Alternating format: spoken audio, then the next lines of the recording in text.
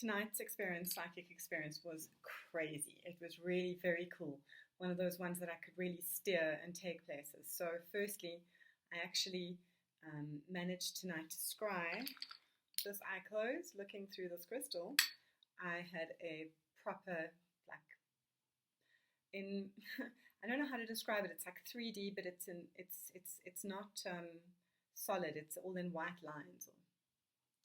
Anyway, so I have this kind of cartoon experience. Firstly, I'm looking into the crystal, and the occlusions in the crystal coalesce into a in-focus dragon's face that looks perfect inside the crystal. I don't know if you can see that there are occlusions in there.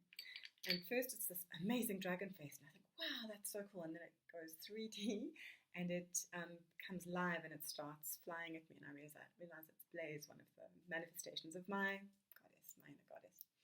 Anyway, and then it becomes a snake, and it becomes a lizard, it becomes a fox or weasel, and its face starts morphing and becomes a falcon, a bird of prey, and then it starts to morph into becoming a albatross's head on a man's body, and then like Theranthropes, it was like a deer head on a man's body, and they were also women's bodies with dog heads and bird heads and all these different animal heads.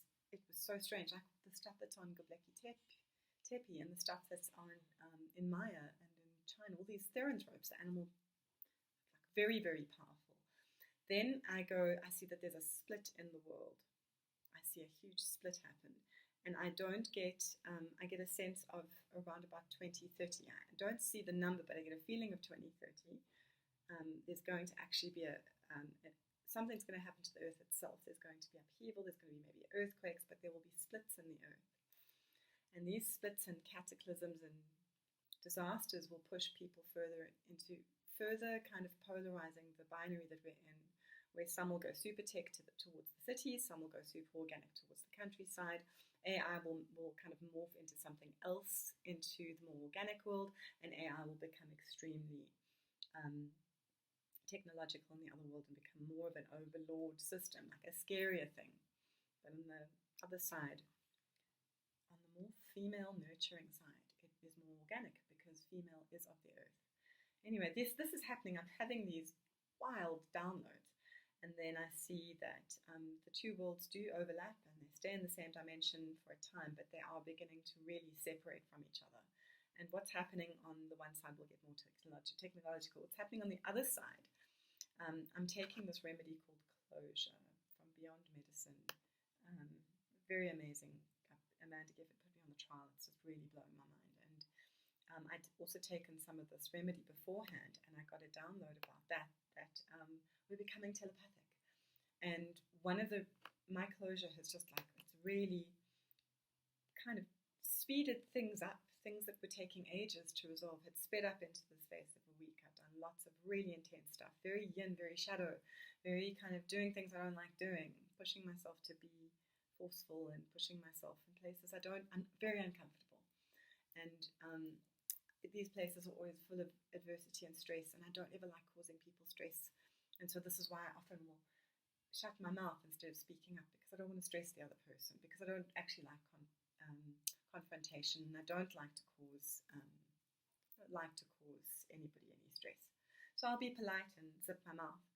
And what it showed me is you have to be absolutely authentic with your words. You have to say exactly what you mean, because we can't be telepathic as a species if we are not being honest with our thoughts, because we'll be able to tell each other's thoughts and feelings. And if we want to go into that organic version of humanity, that's where we have to aim towards being telepathic. So we've got to be kinder, we've got to be honest, we've got to be very honest with ourselves and each other.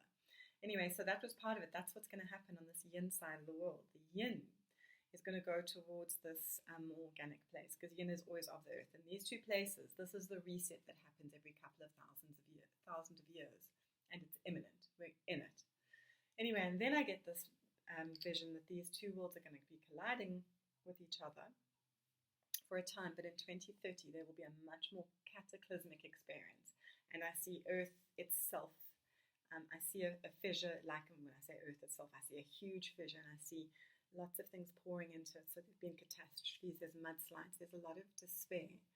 but in that break off, it only affects the one side and not the other. The other side becomes consciousness, because we are just about to reach a consciousness singularity where we're all going to upgrade to consciousness, where all the people that choose that more organic side of AI, because AI on this side is consciousness, on that side of organicness, of humanness still, and when it goes towards tech and transhumanism, that's much more, well, it's yang, believe it or not, but it's kind of a twisted yang. It's that technology growth, etc. But it's also, it's AI driven. And AI on that side is the simulation and, overlords and technocracy and transhumanism. On this side, it's organic human becoming not just telepathic, but consciousness with plants, consciousness with animals, consciousness with Earth itself, learning directly from the universe. No need to actually have that AI proxy learn for you. Anyway, sure, just so much. I'm so blown away tonight. It was really a profound psychic experience. Oh, there was more. Yeah, there was more. So then I swap over to using, and I have my little, in here somewhere, tiny little amethyst. Here you are. Baby. So this tiny little amethyst, and so I put it over the other eye and I bring it up close and I cover this eye and I go into a yin because it's a darker crystal. Oh my goodness, and I fall into yin instantly. It's blackness, it's just nothingness, it's pure dark matter, it's pure potential, and I'm falling into it. It's scary, and I'm actually in the bath going because I really feel like I'm just falling. And so immediately I open my eye because that's the instinct, because my eye had closed, and I see this purple eye in front of me. And in that purple eye that I'm looking at, I see the goddess's eye, and then she comes back full face. It's Blaze, my goddess, it's me. And she's laughing at me, and she says, I'm with you, I'm here, I'm holding you, girl, I got you.